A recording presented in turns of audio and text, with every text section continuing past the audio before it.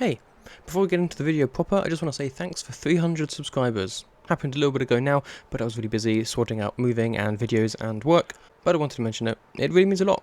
And with that, on with the video. Starting in a bit of a different way this time, so I hope you like it, but yeah, a little bit different. Let's get into it. So, you've been tracking through this jungle town for almost an hour now. While natural light that was reaching the vast green canopy above is now starting to fade as evening approaches. Yet you still have found no one here. The place appears empty and desolate, a ghost town. Well, we've done our best. I don't think anyone is here. We should make a move before we lose any more light. Agreed. This isn't the ancient dragon temple we were hired to investigate anyway. We said we'd find that place without a guide, and some instructions or directions from people here would have been great. But this place looks like the life left it a long time ago. Just like my old town. Yeah, Scartooth is sitting on whatever seat or, I don't know, fallen tree branch he can find, sharpening one of his spears. He looks on and grunts in approval, eager to move on so he can put this finely crafted weapon to use against a dragon. Then I suppose, friends, we just need to decide whether we are staying here or moving on before nightfall. It is a macabre place, but the last couple of nights have been benign enough when we've been camping out. And even the largest adversaries have been no trouble for my spells and your steel and bullets. Alright then, let's move it out. As you say this, you all catch the sounds of shuffling coming from behind you and turn and see this older looking man, weak and frail looking, clutching a stick that is likely doing most of the work for him to hold him up. "Help us, please," he croaks. I run over to help him to where Scartooth is sitting, whatever that ended up being. Yeah, a fallen branch or something, big fallen tree branch. Sure, I move him over there. "Come on, sir, it's okay. You're all right now. Scartooth, budge up." Having raised his spear in case of an attack, Scartooth lowers it, grunts again and begrudgingly shifts over on the log. What is he wearing, DM? Is the outfit similar to those on the other towns that we've seen? Yeah, similar materials and patterns, though the colours are different, and these are clearly old and dirty, not being changed or washed in a while, you don't think. Stepping a little further back to avoid the smell. "Pray tell, good sir, what ails you so?" The old man, now sitting on the log, breathing a little better, looks up at you. "The town, the people, they've all gone. I don't know what happened. I'm old and I can't get out much, save for food and water occasionally. I went out a few days ago, and there was no one here. The whole place was deserted. There was no sign of violence, but there was no one around either. All I heard was scuttling sounds, and they were only coming from afar, nothing closer." Scuttling sounds in a place like this? GM, would I have any idea what that could be as a man of nature myself? To you, growing up in similar kind of fantastical jungle areas, sounds like spiders. Big ones. "Oh, no. Well, pardon us a minute, won't you, sir? We'll be right back with you." And I pull everyone a little further away to discuss. I think something might be afoot. Scuttling sounds, a place like this, all people being pulled away. I could be wrong, but I reckon this could be the work of some giant spidery nonsense. Yeah, that's not good for me. I don't like spiders at all. Wait, do you have arachnophobia, man? I don't know. Maybe. They just really creep me out at the very least. Well, what does your character think?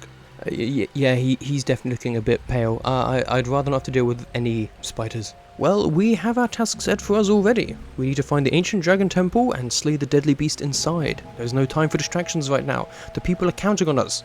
Besides, we may know at least that they are still alive, whereas the many mortals of this establishment may well not be. True enough. What about you, Scartooth? What do you think? Damn, I mean, I'm intrigued, but nah, Scartooth was really getting his hopes up to fight a dragon, so he'll grunt an agreement of pressing onwards towards the temple. Well, there we go then. Let's get moving back on the road before any spiders come back. We can always try and come back and help later? You don't really mean that though, do you? No, sorry, just thinking about spiders is giving me shivers. Very well. I return to the old man. "Sir, I'm afraid we must push on. We have urgent matters to attend to.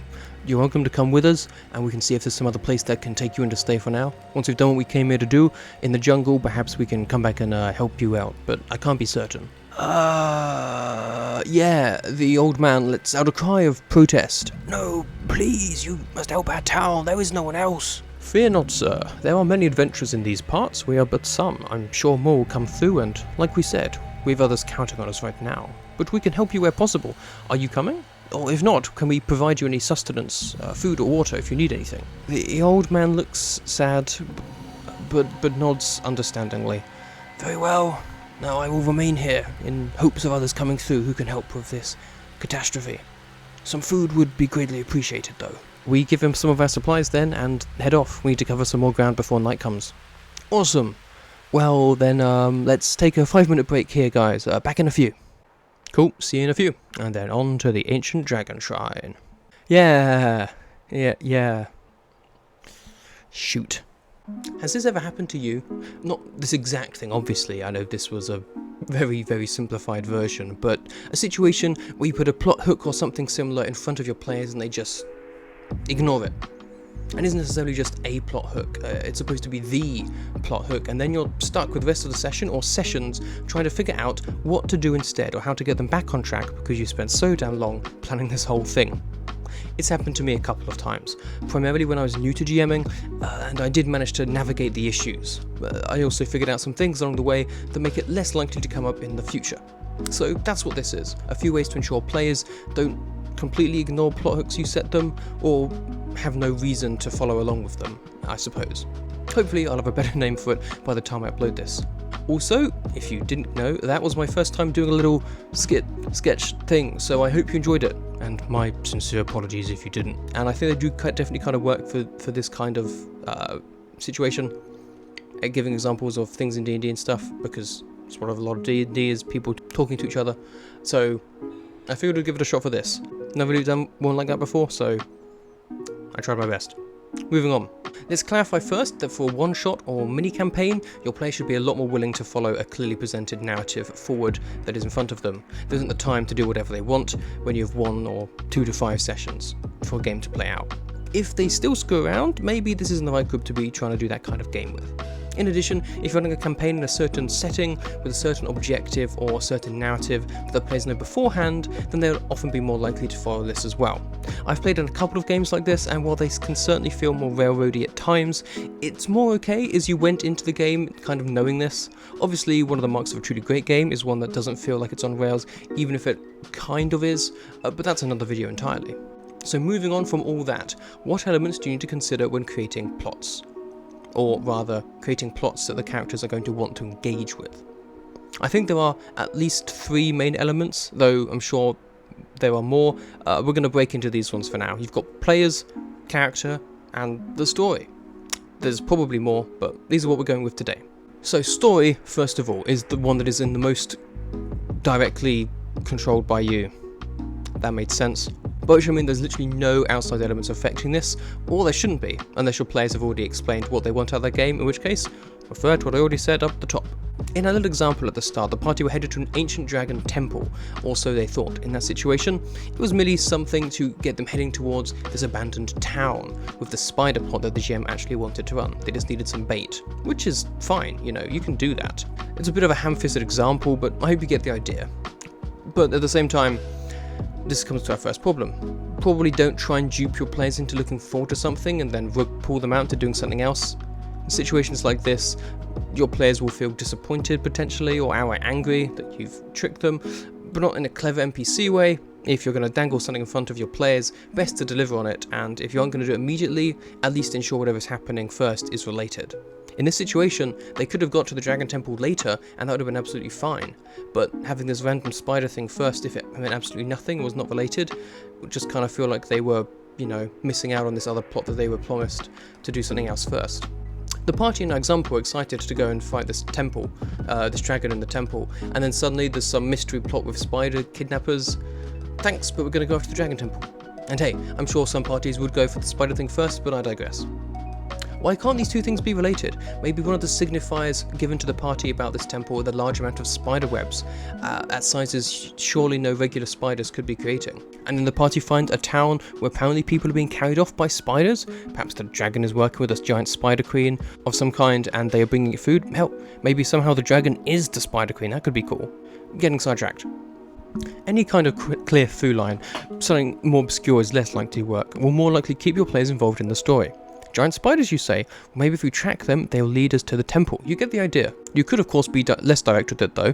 If these are two separate events, maybe the event from the village could relate in a kind of aiding way. The people from the first village requested help, but they sent the party onto this village because this village is much closer, and so they'd know the exact location of this very obscure temple.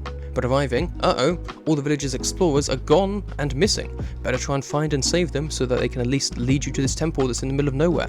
Directly or indirectly, ensuring that your quests have through lines, they're more likely to keep your players invested in your story, even if that means having to deal with another little mini quest they didn't expect along the way, as it is still in service of this overall narrative. That being said, I'm sure that feels like storytelling 101 and is pretty self-explanatory. Well, let's talk a bit about players now.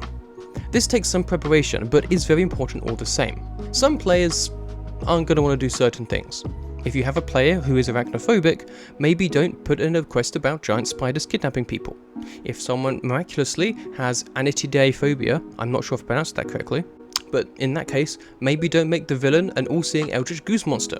In every other situation though, feel free to do this, geese are hilarious. Hey, have you played One Honk Before Midnight yet?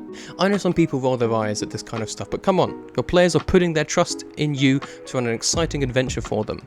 Can they be scary or gruesome? Absolutely, but your players should feel safe and not have to worry that they may have to deal with something that may play into their fears or traumas. And obviously, this isn't a video game. You're running something for a specific group of people. If one hates spiders, just don't have a random spider encounter. You can change that. You have that power.